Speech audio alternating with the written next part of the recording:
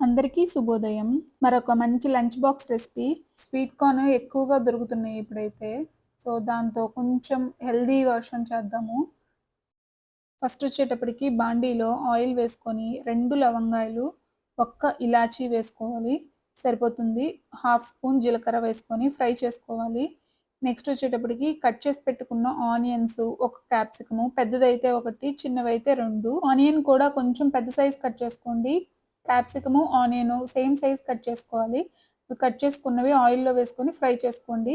Just pink colour వచ్చినప్పుడు onions, ఈ sweet corn 2 పిరికిళ్ళు వేస్తున్నాను. వేసుకొని బాగా కలిపేసేసి మూత పెట్టి కార్న్ ఉడికే వరకు మగ్గించుకోవాలి. మధ్య మధ్యలో మూత తీసి కలబెడుతూ ఉండాలి. ఆ టైంలో కరివేపాకు, రుచికి సరిపడినంత సాల్ట్ వేసుకొని బాగా కలిపేసుకొని మరొక 2 మినిట్స్ అయితే మగ్గించుకోవాలి. ఇవి ఫాస్ట్‌గా అయిపోతాయి.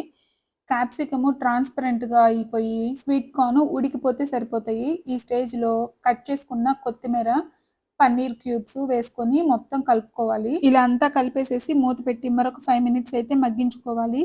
పన్నీరు ఆయిల్‌లో ఫ్రై అవుతది. అప్పటి వరకి మధ్య మధ్యలో కలుపుతూ ఫ్రై చేసుకోవాలి.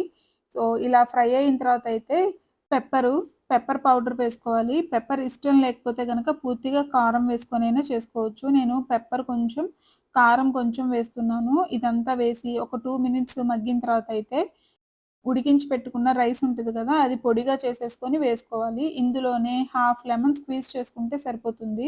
అంతా బాగా కలిపేసేసుకొని మరొక 2 మినిట్స్ అయితే మూత పెట్టి మగ్గించుకుంటే సరిపోతుంది. దీంట్లో ఎక్కువ మసాలాలైతే ఉండవు.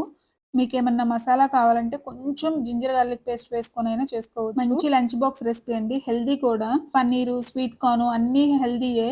మీకు కనుక నచ్చినట్లయితే తప్పకుండా ట్రై చేయండి. నచ్చితే గనక లైక్ చేయండి, షేర్ చేయండి, subscribe to my channel. Bye.